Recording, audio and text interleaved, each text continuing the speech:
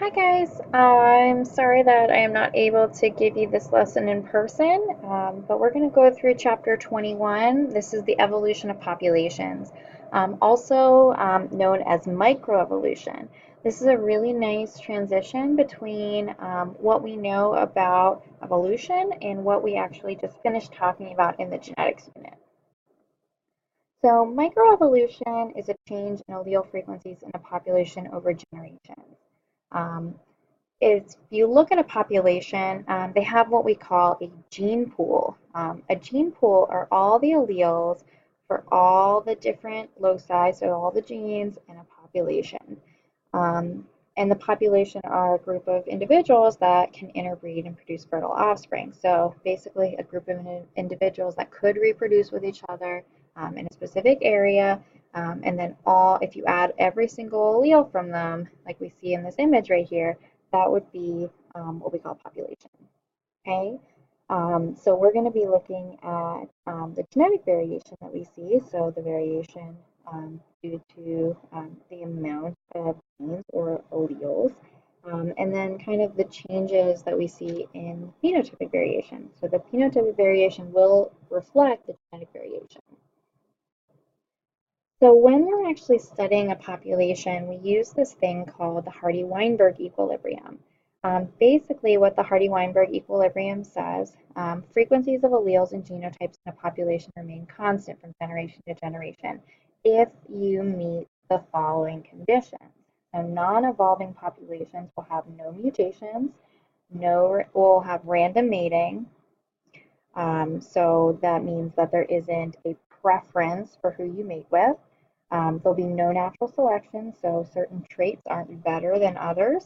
Large population size, that's not prone to genetic drift, and we'll talk about what genetic drift is in a second.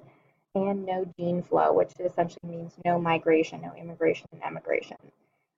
If you violate one of these conditions, the population is evolving.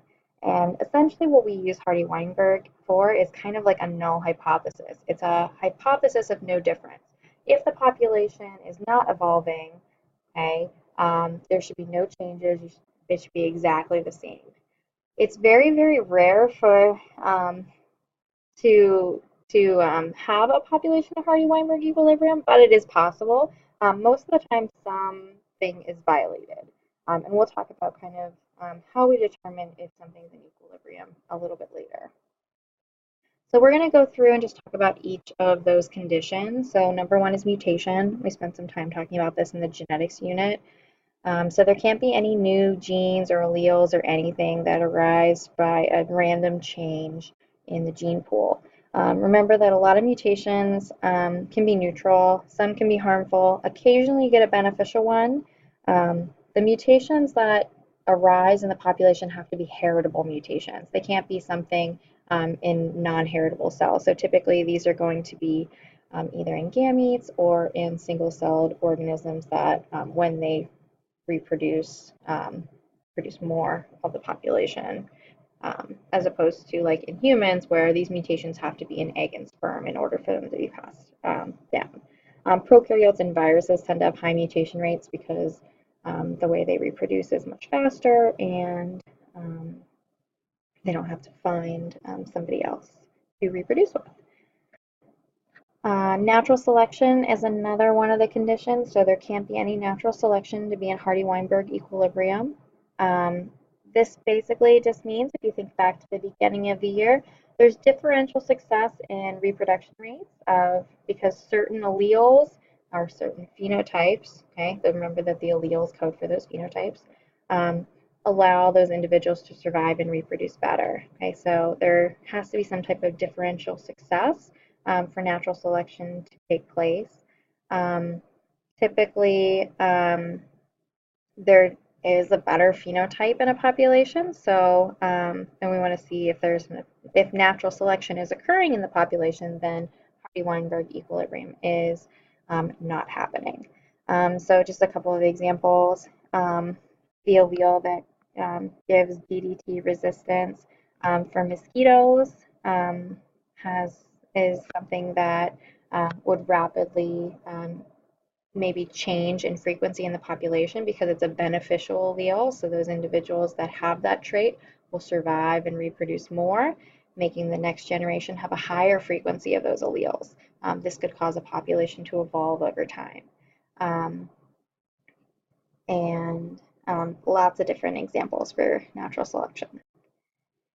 Genetic drift is basically random chance changes to a population.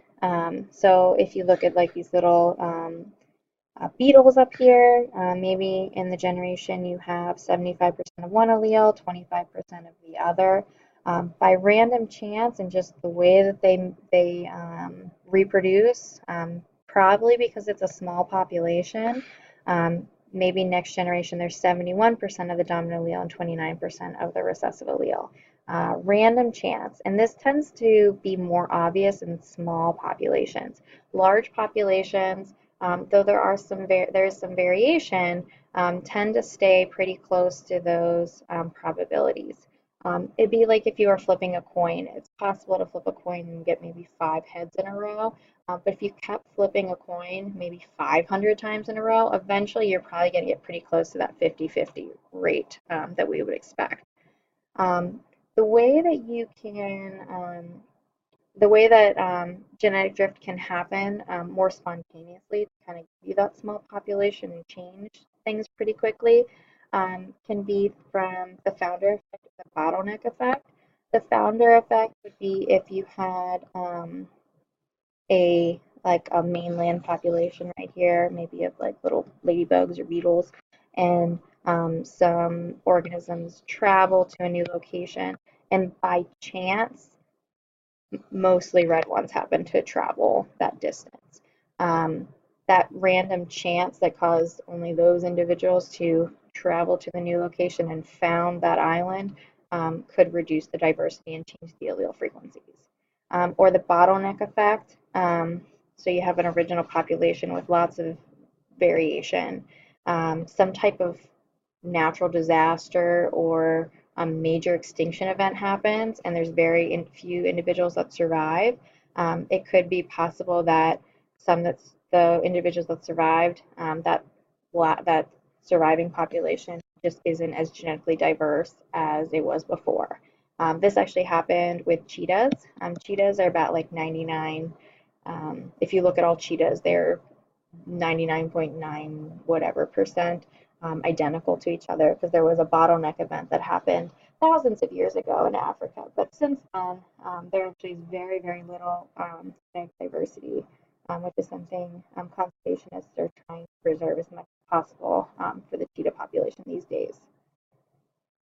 Gene flow. So gene flow is the movement of alleles, typically due to immigration or emigration, so new individuals coming into the population, individuals leaving. So if alleles are moving in and out, that could change the frequency. If gene flow is occurring, typically your population will be evolving and you would be violating your Hardy-Weinberg equilibrium. Sexual selection is another way that Hardy-Weinberg equilibrium could be violated. So if random mating is not happening and individuals are selecting mates for a specific reason, then this could actually cause a change in the population. Typically in populations where there is a lot of sexual selection, we see sexual dimorphism. If you look at these images, typically the males have some exaggerated structures to show off how good at or how good their genes are. So for example, here's some peacocks, have these big tail feathers to show how good of genes they have and advertise themselves to the female. If they can survive with that disadvantage, they must have really good genes. Lions being bigger, having that big mane, lots of like deer and organisms that have like antlers that use them for fighting or having that structure to kind of compete for females or show that you can survive with that structure is something that females tend to look for. So what I want you to do is pause the video for just a second, and I have a really cool um, 20-minute clip from a documentary called Evolution Why Sex. And it talks about some really interesting things about why sexual reproduction evolved and why kind of females do have this kind of choosy nature when it comes to kind of picking males and why kind of males have these exaggerated structures. So I have a couple of questions for you to think about as you're watching that video. Um, so the first one is, how does Hook's data support the notion that genetic diversity is an advantage in the ongoing arms race with parasites? They're going to talk a little bit about this red queen hypothesis, which is kind of a really interesting reason why sexual reproduction is sometimes favorable. Um, how does sexual reproduction generate more genetic diversity in a population than asexual reproduction? How did female preference evolve? There's a couple of different examples. Why are females choosy? And then how did monogamy evolve? Okay, so some species are monogamous, some are not. Why in some species are males going to pick one female and not try to reproduce with everyone? So pause this video for a second, watch that other one, it's on Edpuzzle, and come back whenever you are done.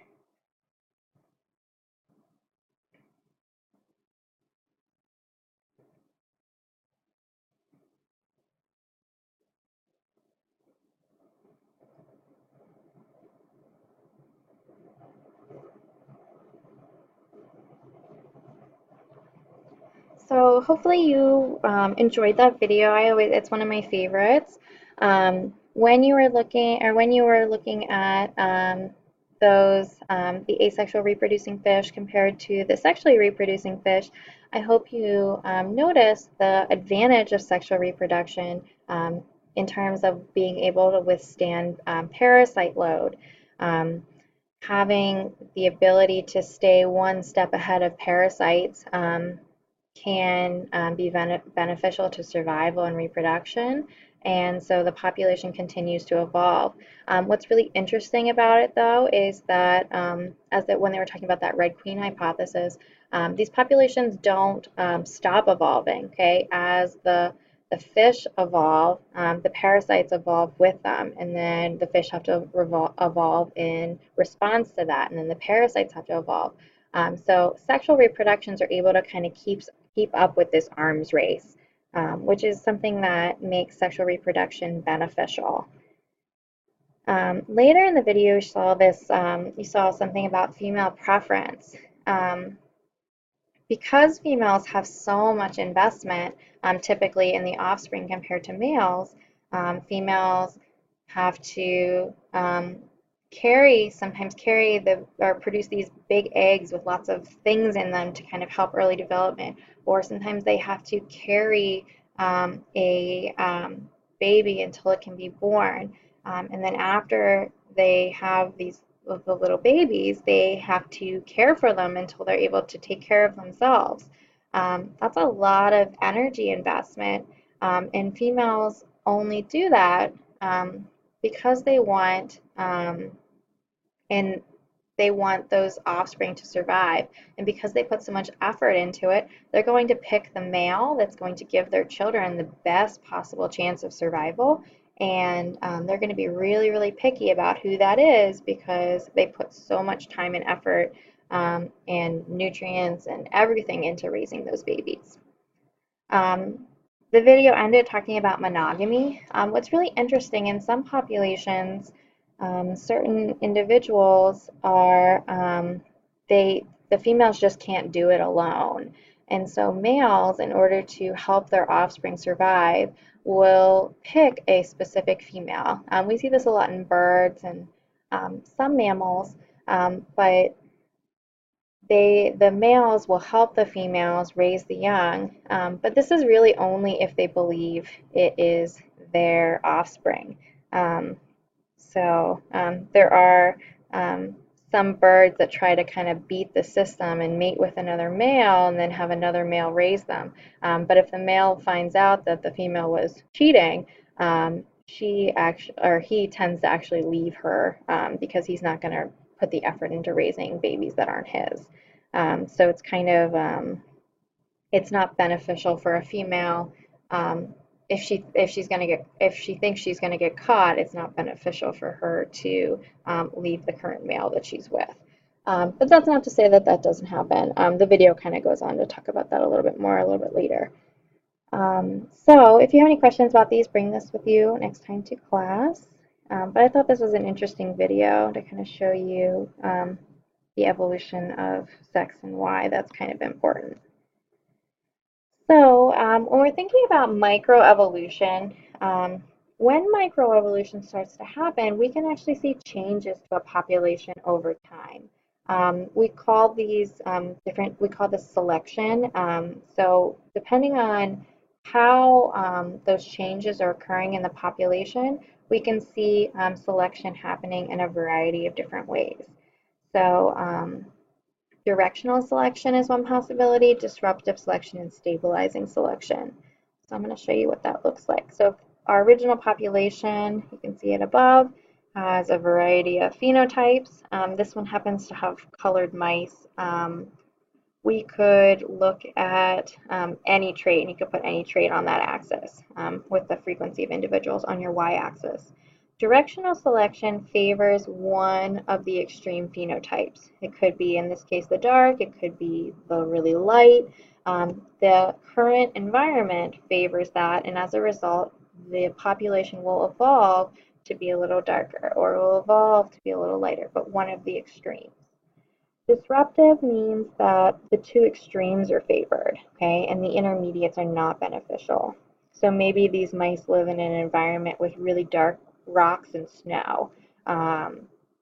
So the white mice are favored, and then the dark mice are favored. But those brown intermediate ones can be seen, and predators will kill them off. So those numbers will drop, and that's how the population will evolve. Stabilizing selection favors the intermediate, or kind of the middle phenotype. So in this case, there's a reduction in the number of the alleles, or the white mice and the dark mice, and there'll be an increase in kind of the middle brown mice.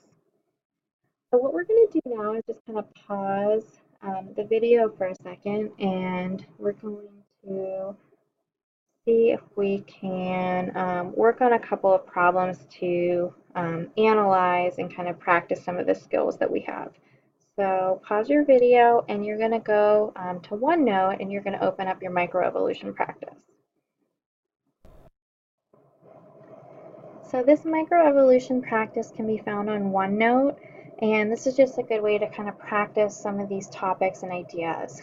So you're going to want to work on these by yourself first, and then come check your answers with me. So I'm going to talk about the answers.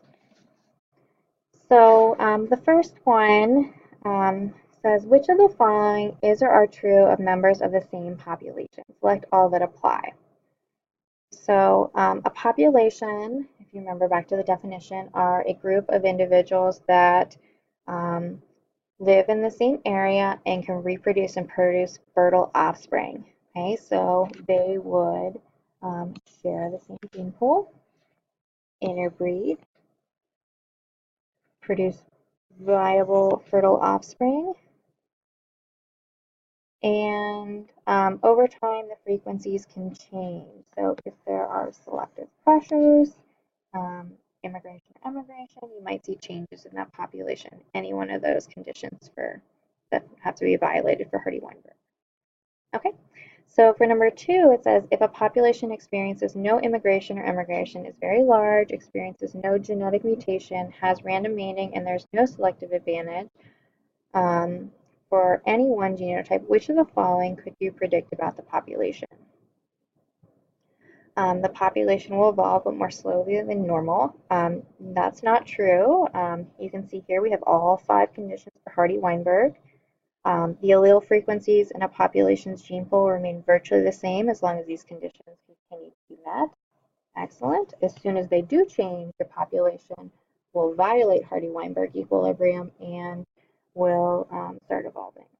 The composition of the population's gene pool will change slowly in a predictable manner. Not likely, because we have every single one of those conditions. So gene flow, large, no mutation, random mating, no selective advantage. Dominant alleles in the population's gene pool will slowly increase. We shouldn't have any change. The frequency of P and Q will remain the same from generation to generation. We'll talk about P and Q in a second. I apologize if this question came a little earlier than when we talked about it. And the population could be in Hardy-Weinberg equilibrium. Correct. Okay, we'll talk about P and Q in a second. I apologize, that kind of came a little earlier than I thought. Okay, so let's practice looking at how populations can change. So sickle cell anemia is a human disease caused by an autosomal recessive allele that cause a misshaped sickle red blood cells. The disease is ultimately fatal to individuals who are homozygous recessive. The disease is most prevalent among human populations living in regions with large populations of mosquitoes that carry malaria. The parasite that causes malaria infects red blood cells and is also fatal to humans, particularly in countries with poor medical care. Heterozygotes carry one copy of the allele for sickle cell anemia. They do not have the disease, but they do have a natural immunity to malaria since their red blood cells are sickled, thus unable to be infected by the parasite. So, of the three genotypes, which shows the greatest fitness? Pause for a second and see if you can answer these.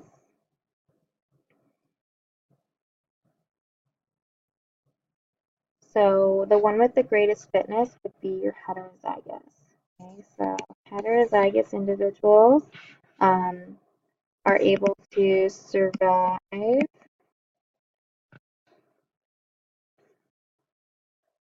malaria and also do not have sickle cell anemia.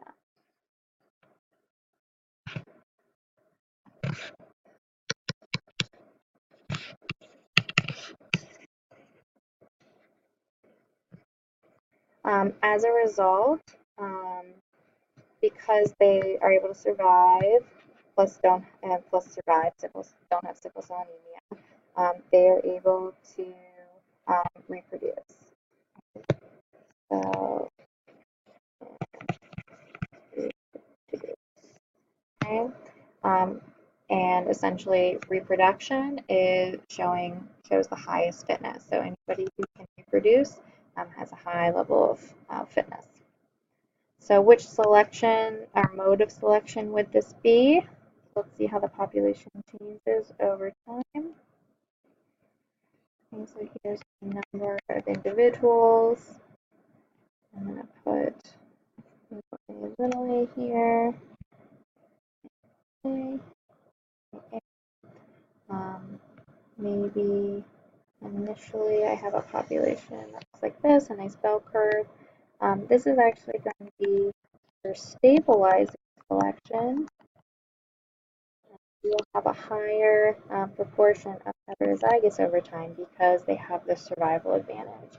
We actually call this the heterozygous advantage when the heterozygote can survive better than everybody else. And because they can survive, they can then reproduce.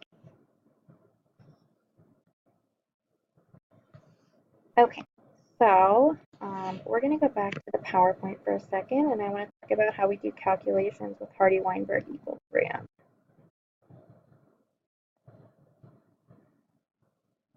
Okay, so in order to evaluate a population, we can kind of just think about like if something's being violated, but it's helpful also to be able to do some calculations and see if we can actually see any changes in alleles over time.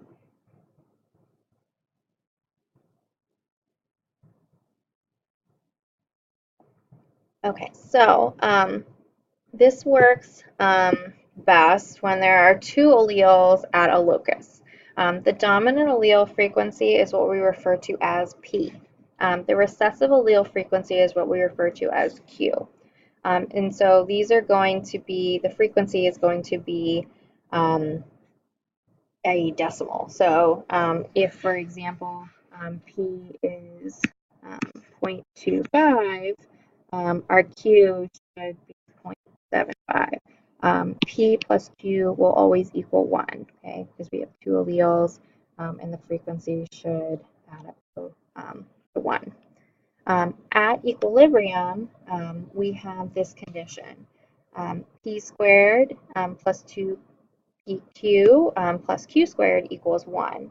The way that we get this and the reason we can get this kind of equation to figure out the kind of like the frequencies of the genotypes in the population is based on a Punnett square.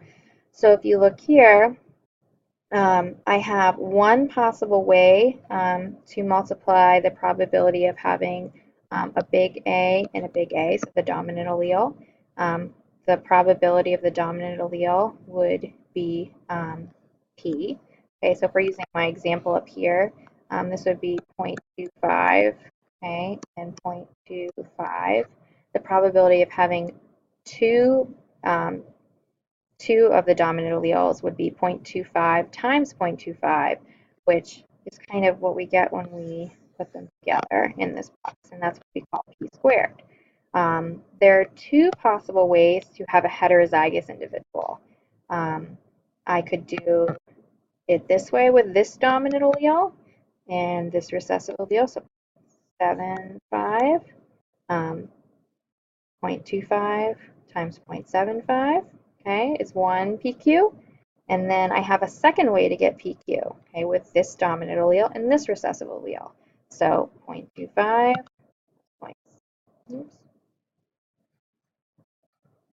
0.75, okay, when I combine them together, that'll give me QP, or PQ, excuse me.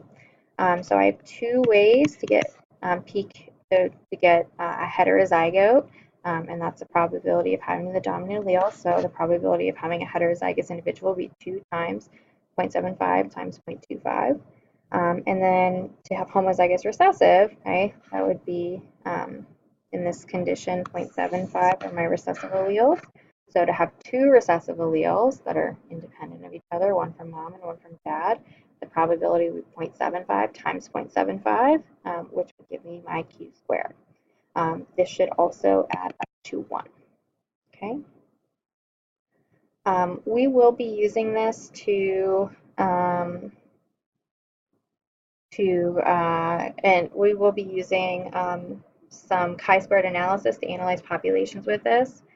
So if and when we get to that, the null hypothesis for these calculations are there's no significant difference in observed and expected, okay, just like we've used before. In this case, phenotypic numbers from generation to generation indicates that there is no mutation, no genetic shift, no gene flow, no natural selection, no sexual selection acting on the population. Okay, and we'll come back to that in a little bit. So I want to take a couple minutes and practice doing a couple of calculations with this before we kind of think about how populations change from generation to generation. So let's go back to our worksheet.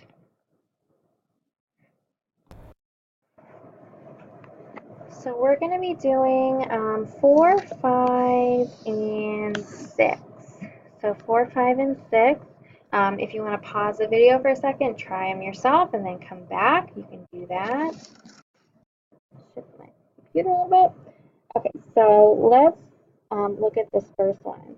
So the occurrence of PKU is 1 per 10,000 births in 2010. PKU is an autosomal recessive disorder, and typically, so what PKU means is these individuals can't break down phenylalanine, and they have a buildup of phenylalanine. It's really simple to treat PKU. You just have a low phenylalanine diet, but this is one of those tests that they always do on infants as soon as they are born in the hospital. So PKU is autosomal recessive. Okay, so if this is an autosomal recessive disorder, that means that someone with like the recessive um, phenotype would express it. So um, we want to figure out the frequency of this individual in the population. Okay, so little a equals 1 out of 10,000 births. So if we 1 divided by 10,000, that equals 0.0001. And this would be the frequency of little a. If you remember, homozygous recessive, we use the frequency of homozygous recessive, we use q squared. So in this case, 0.001 is going to equal our q squared because q squared is always the frequency of the homozygous recessive phenotype. So if 0.001 equals q squared, can we figure out what q is? Okay, so q equals the square root of 0.001. Okay, and if I take the square root of that, on my square root button on my phone.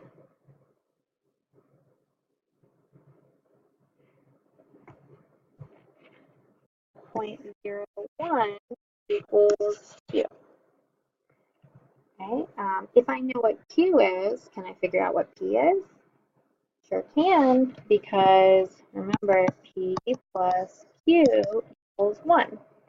So if q equals 0.01, that means that p must be 0.99. If I want to figure out the frequency of carriers in the population, remember that a carrier would be big A, little a, and we use 2PQ to represent that that frequency, because there's two ways to combine the dominant and recessive allele together. Because I know what Q is and because I know what P is, I can figure out what 2PQ is. So 2PQ equals 2 times 0.01 times 0.99.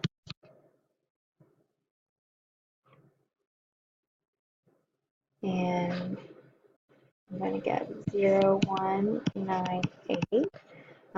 So my frequency of heterozygous individuals in the population would be 0.0198, which would equal 2% of the population.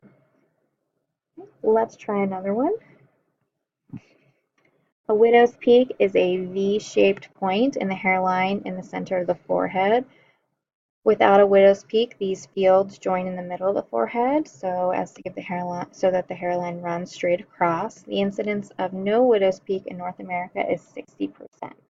Assuming a population is in Hardy-Weinberg equilibrium, what percent of North American population is homozygous dominant for widow's peak? So, no widow's peak.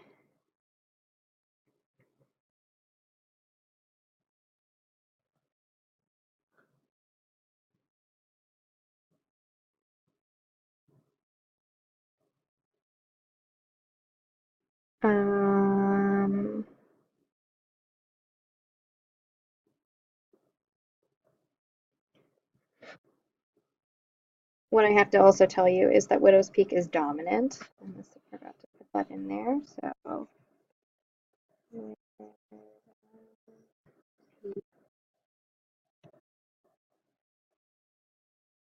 I'll correct that on yours before you get it. So for this one, if I know that widow's peaks are dominant and North Americans have 60% with no widow's peak, that means that this must be my homozygous recessive. So little a has a frequency of 0.6. 0.6 equals q squared.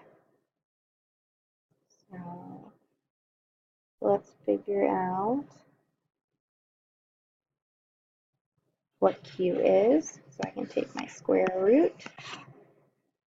0.77 equals Q. If I know what Q is, I can figure out what P is. So in this case, P would equal 0.23 because remember, P plus Q is 1. If I want to figure out the proportion of individuals that are homozygous dominant, I would need to know my p-value here. So take A equals 0.23.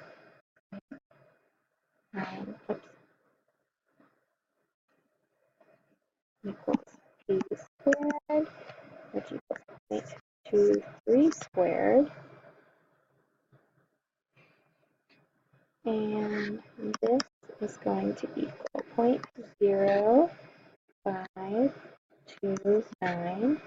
So approximately 5% of the population has a widow's peak and is homozygous dominant. You could also try to figure out how many individuals who are heterozygous as well if you wanted to continue on. In a population of frogs in which the allele for brown skin is dominant to the allele for green skin, a drought leads to selection against green-skinned frogs. When the drought ends, 12% of the remaining frogs exhibit the green skin phenotype. If the population is now in Hardy-Weinberg equilibrium, what will the frequency of green skin allele in the next generation be? Okay, so if we look here, we have 12% of the remaining frogs have green skin. Green skin is homozygous recessive, so that would mean that Q squared homozygous recessive equals 0.12. I can take my square root. Note that they typically give you the frequency of the homozygous recessive individual in these problems. That is fairly common, just to note. Okay, so that means that Q would equal 0.34.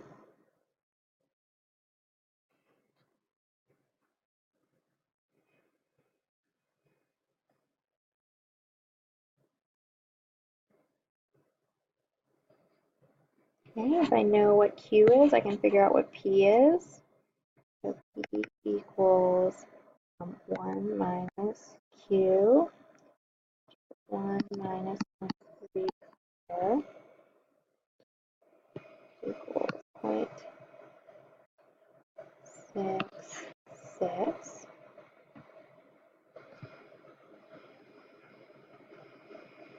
Okay, so if the population is in Hardy-Weinberg equilibrium, what will be the frequency of the green skin allele in the next generation? Okay, here is my frequency of the dominant allele, so 0.66.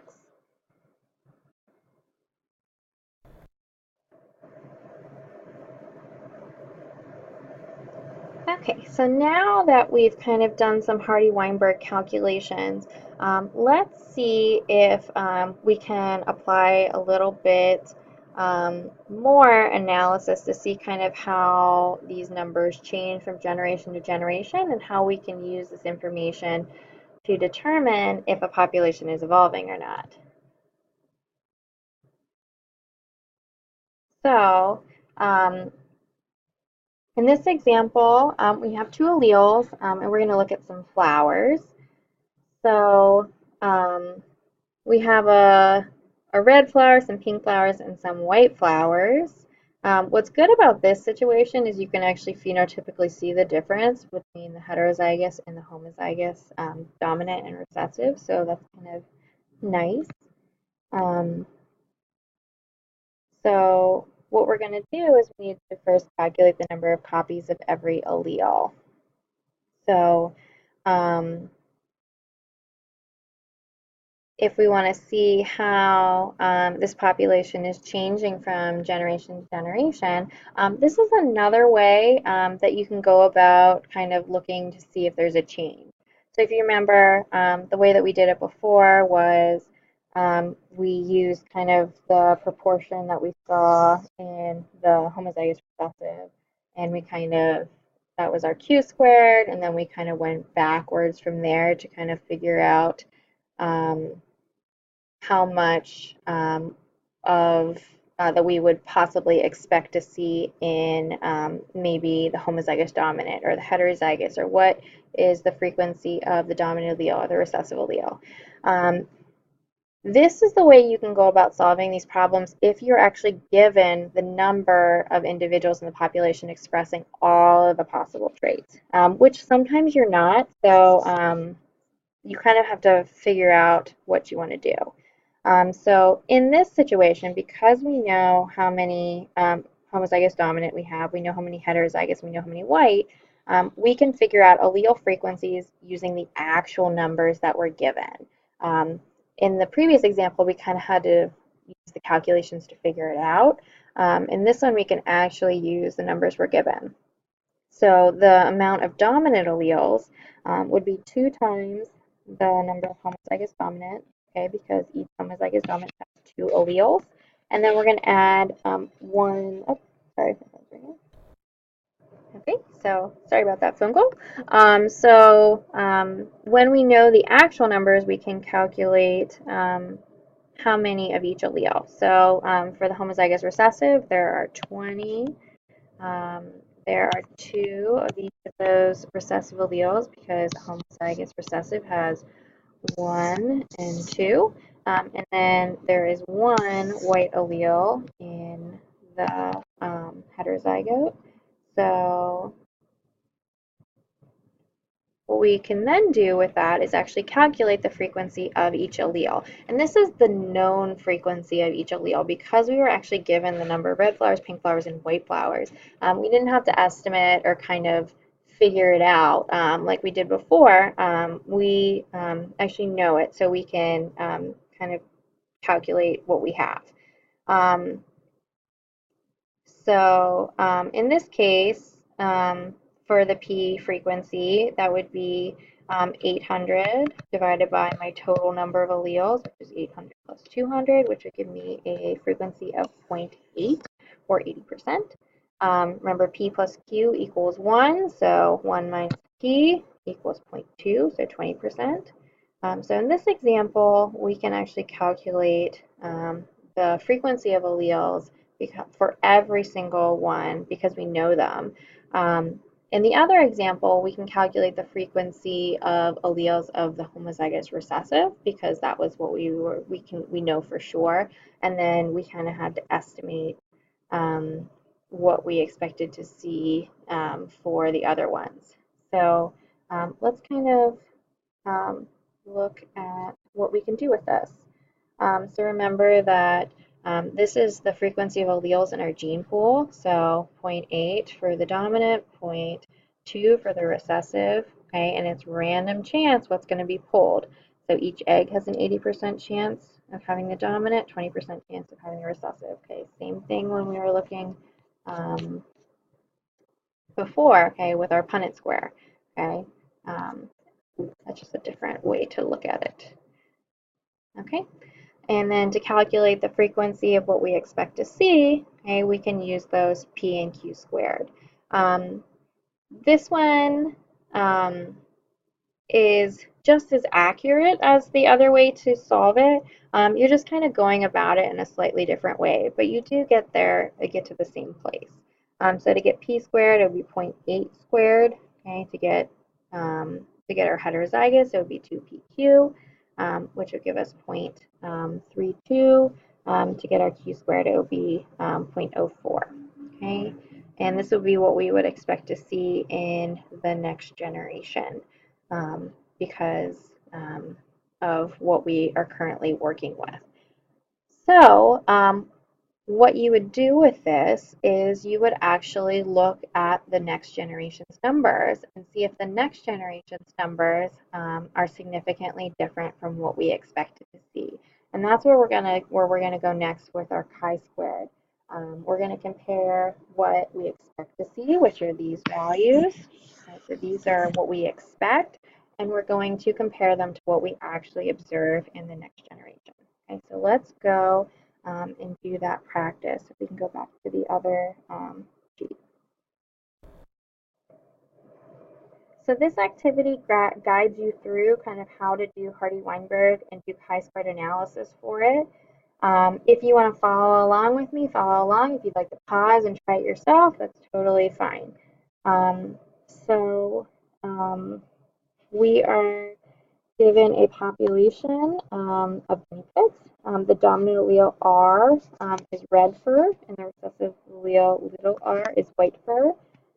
When there is big R, little r, and the individual is heterozygous, they will express a different phenotype, the brown color. So we have 380 guinea pigs. Let's go through and kind of fill this in. So red fur is big R, brown fur, big R, little r, white fur, little r. The number of guinea pigs, okay, so with big R is 130. With big R is 200. And with little r is 50. So my total is 380. The number of alleles. So the number of alleles is just 2 times each of these groups, because remember, every genotype has 2 alleles. So 130 would be 260. So 130 times 2. 200 times 2 would be 400. And 50 times 2 is 100. If we add this up, I should get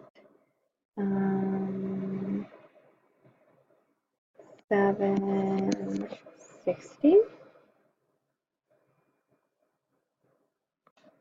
So let's look at the number of dominant alleles. So the number of dominant alleles in the red one is 260. The number of dominant alleles in heterozygote is half.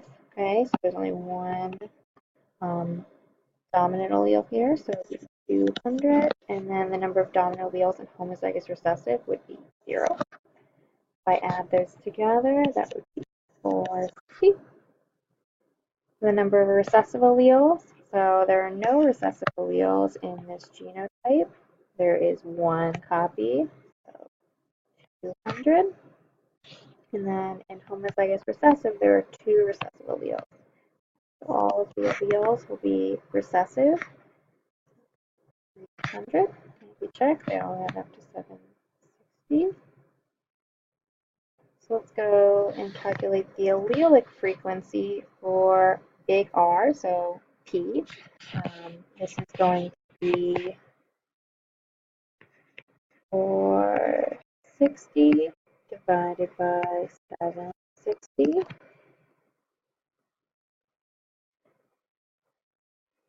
460 divided by 760 is 0.61. Q would be 300 divided by 760.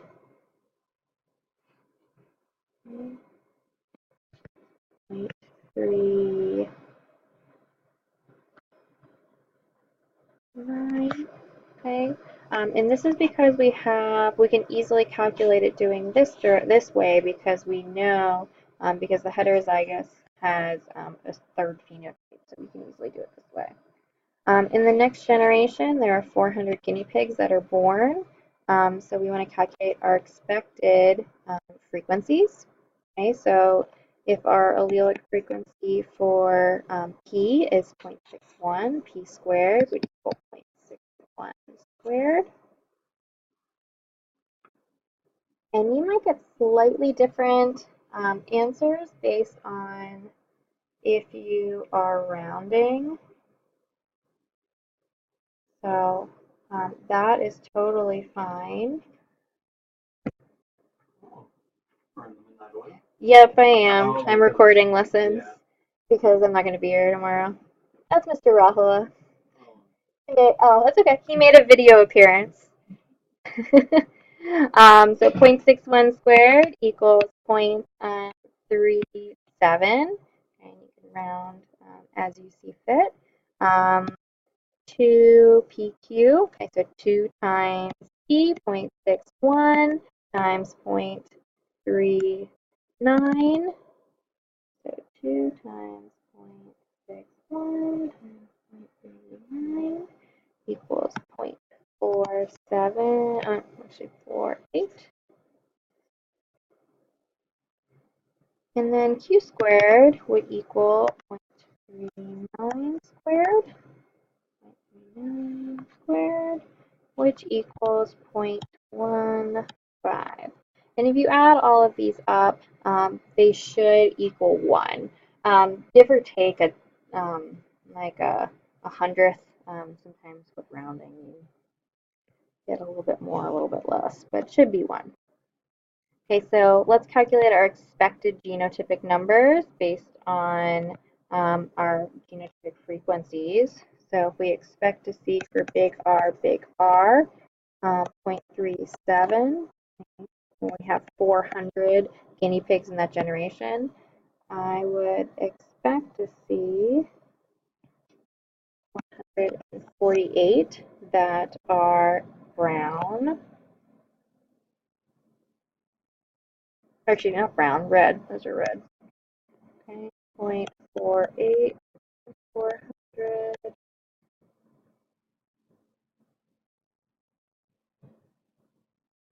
102. R4.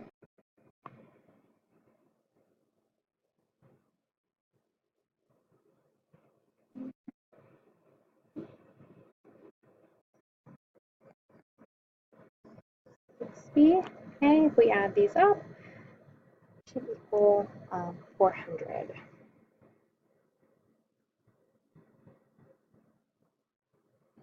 So what we actually see in the next generation are 125 red, 200 brown, and 75 white. These are observed. So what we want to think about is, are we seeing what we expected to see? Okay, so let's start with a null hypothesis.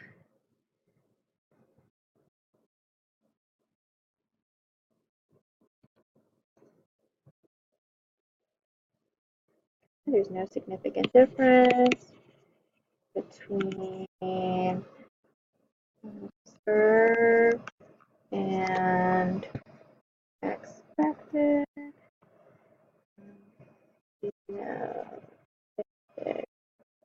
Numbers. Okay, any difference would be due to chance alone. So let's go and add these numbers onto our table.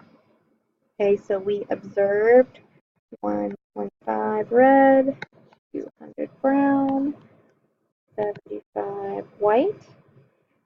We expected 148, 192, and 60.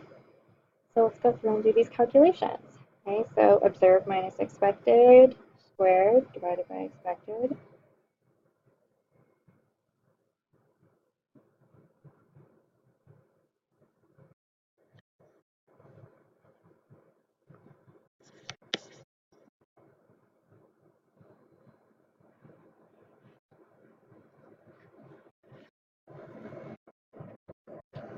Okay, 200 minus 192, 8 squared divided by 192,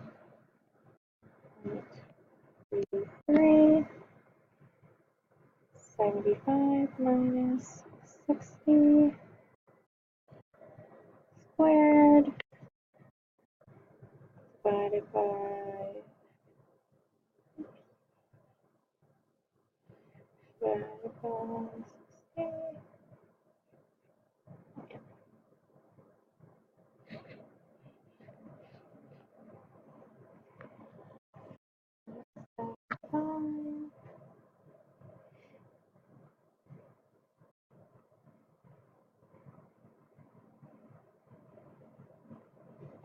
and if I add these up at the end,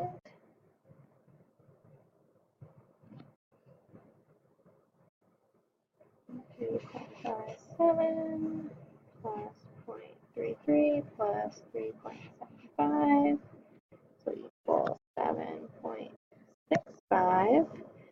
Degrees of freedom, remember number of categories minus 1, so I have 2. Chi-squared value should be 7.65.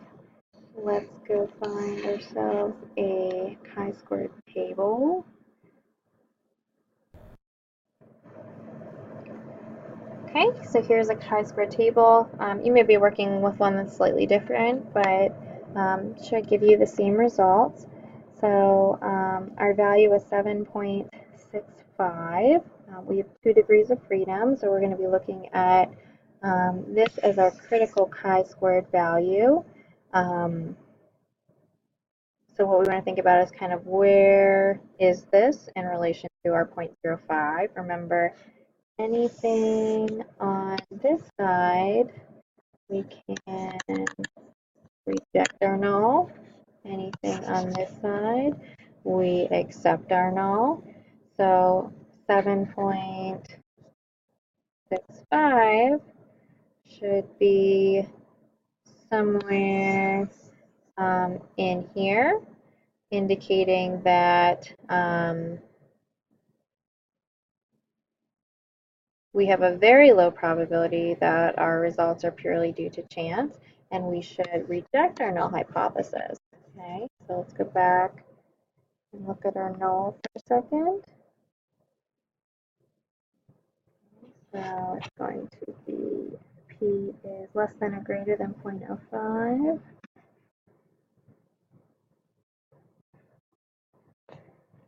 Okay. Remember, our null hypothesis is that there is no significant difference between observed and expected genotypic numbers. So we are going to reject our null, which means that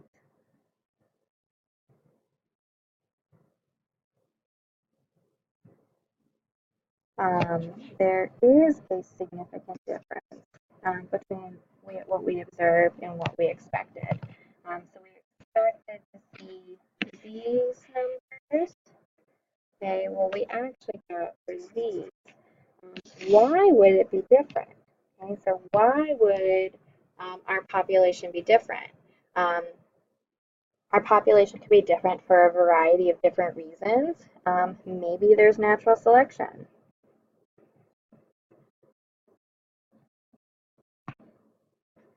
Okay, natural selection.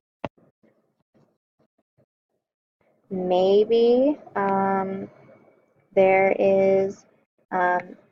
there's not random mating. Maybe there's some type of mutation or migration, or maybe our population is large enough to be over like 100 individuals. So, but it's possible that genetic drift could happen. Okay, let me check its spell. Okay, but what we know for sure is that something is one of the conditions of Hardy-Weinberg is being violated. Do we know which one? No.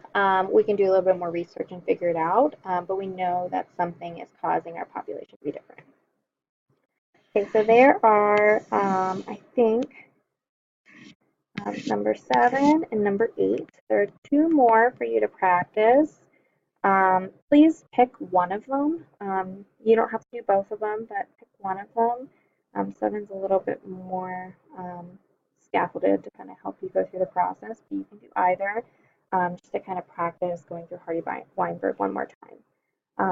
So I am going to just go through these really quickly.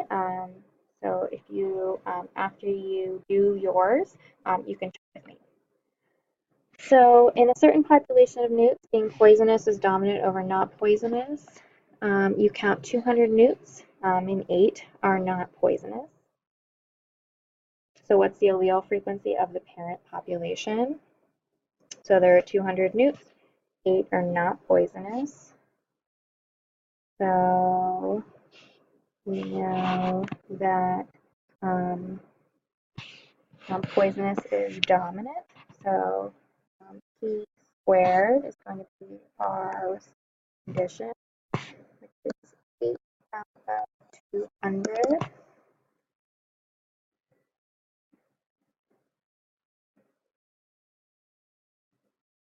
It gives us 0.04. Okay, so the frequency of homozygous recessive is 4%. Because we don't know the proportion of individuals that are heterozygous, we actually have to go through and kind of estimate and figure out P the initial way that we learned about it. So P squared equals 4. That means that the square root of this we can figure out. Oops, I'm so sorry. It should be a Q.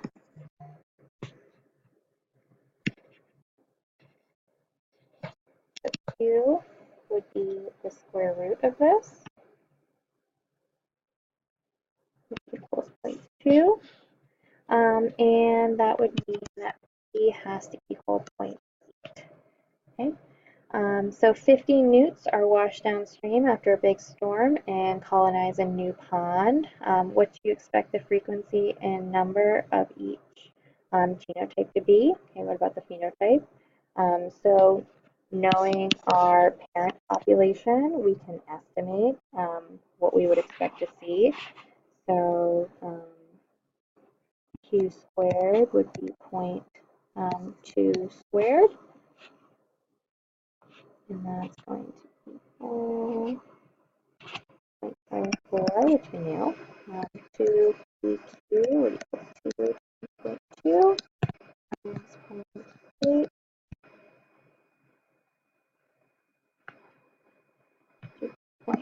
2.32, and P squared, which is the homozygous dominant,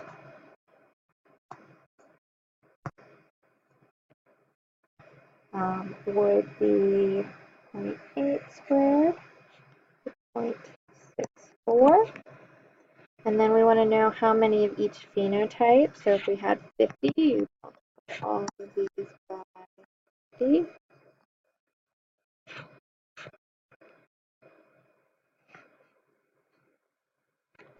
So we get 2, 15, and 32.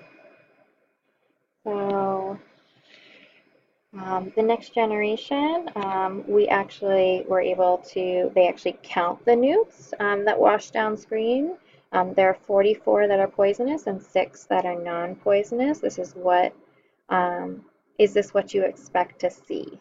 Okay, so if we look at our previous answer, remember that heterozygous and homozygous dominant will be poisonous. Okay, so 32, 48. So let's see how different this is. So we observed 44, and we expected to see 48.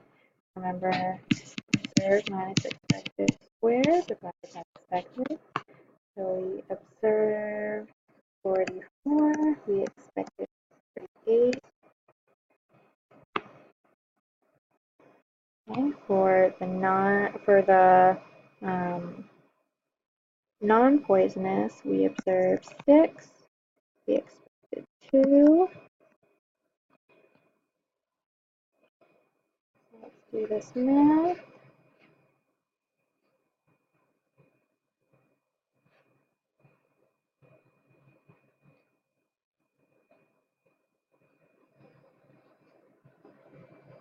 This is 0.33 plus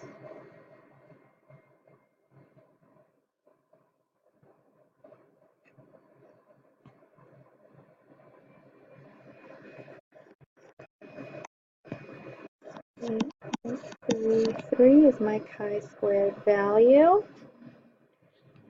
So we're going to go to our chi-squared table. Right, 24. Okay, we had two groups. -1 will give us 1 degree of freedom. Remember, we use 0.05 and draw the line. So 1 degree of freedom, so we want to compare to 3.84. So 8.33, I believe, is greater than this. So our p-value is going to be less than 0.05, which means that we are going to reject our null.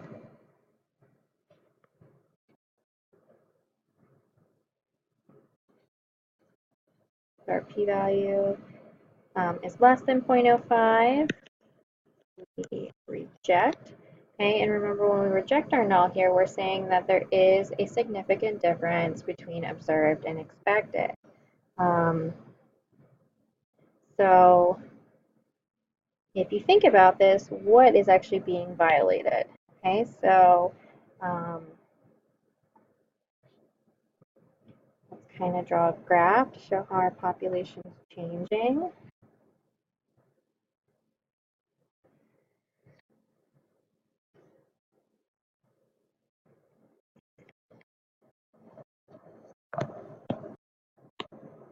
Okay, it looks like our population used to have 4 poisonous individuals. Okay, and it's probably now moving a little bit to have a couple more non-poisonous. So we're going to have some directional selection taking place. If you look at kind of our population here, we have more non-poisonous individuals than we expected to see. Okay, so a little bit of directional selection.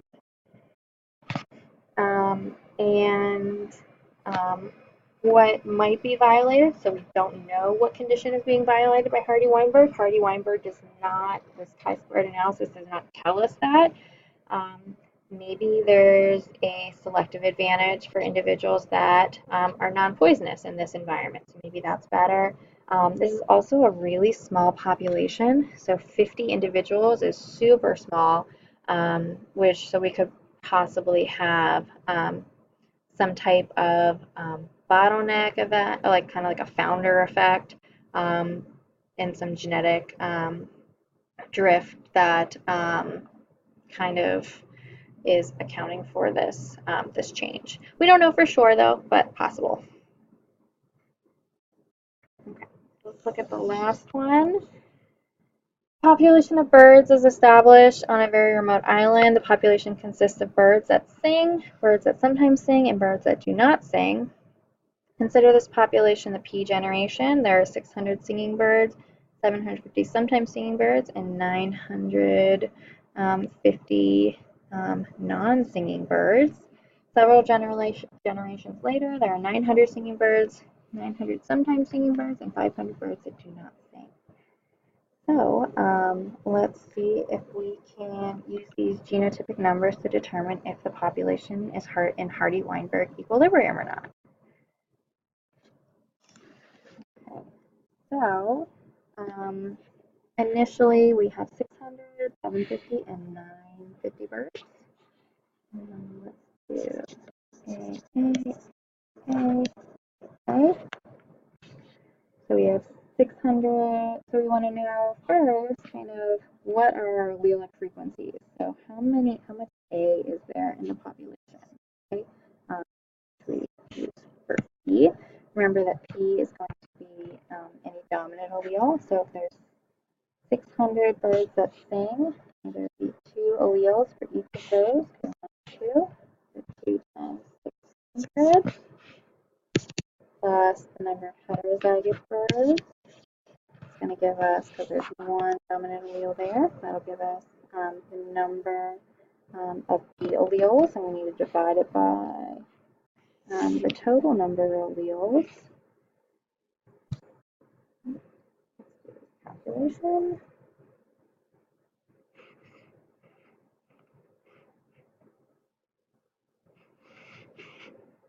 Okay, so we have 1,950. We should have 750 and then 950. Should have a total of 4,600 alleles.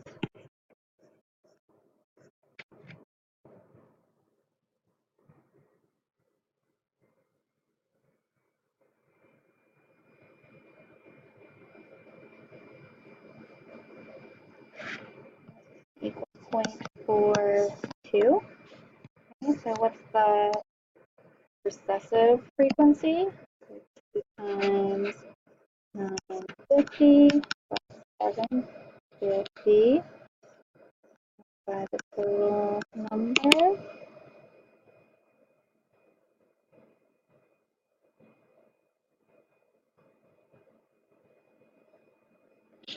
This equal 0.53. Okay, p plus q equals 1. That's a good check. Okay, so let's think about what we expect to see in several generations using these allelic frequencies.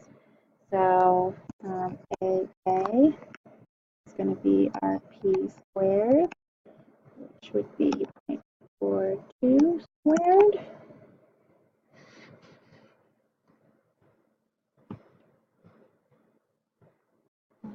One 8 AA 2 PQ.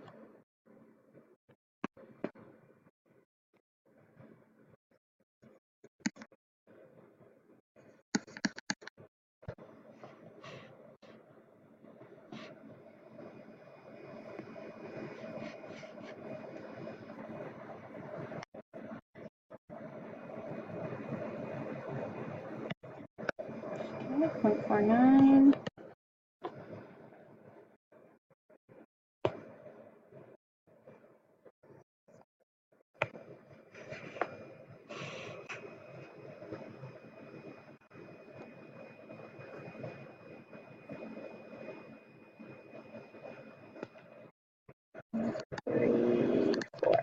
Okay, if you add those up, they should equal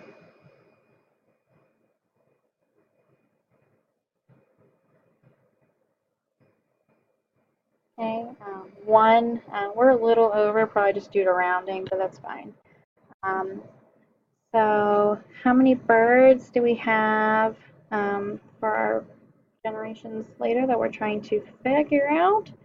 So there are 900 plus 900 plus 500. So there's going to be 2,300 birds in the future generation that we're trying to calculate. Okay, so if you add 900 plus 500, that's 230. Okay, so let's apply these genotypic frequencies to get the genotypic numbers.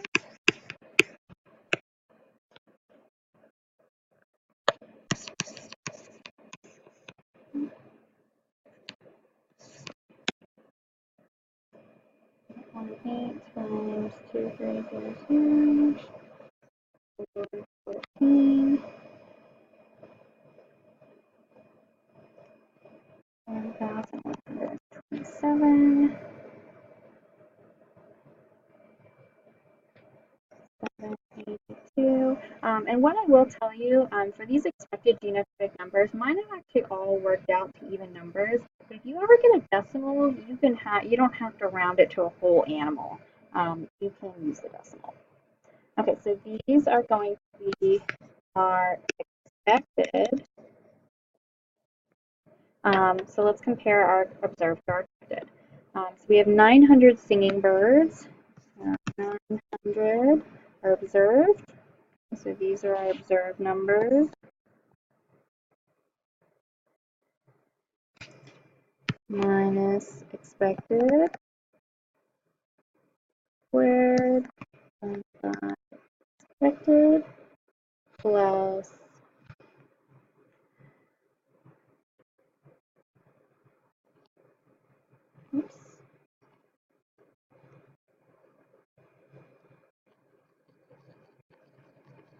There we go.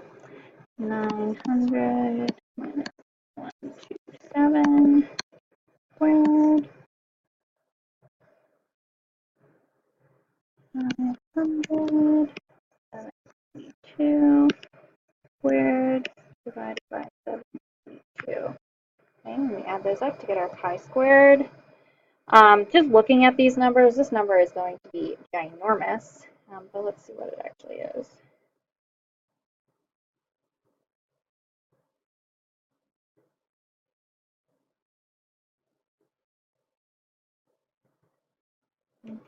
By 75 plus 100.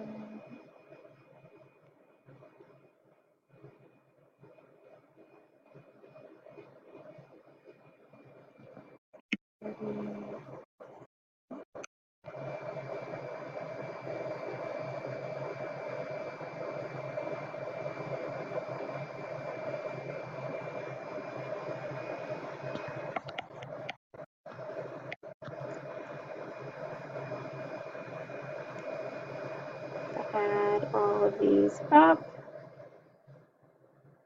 That gives me 717.9 is my chi-squared value. So, really, really big number. Let's look at our table. Okay, we have three groups here, so we're going to have 2 degrees of freedom.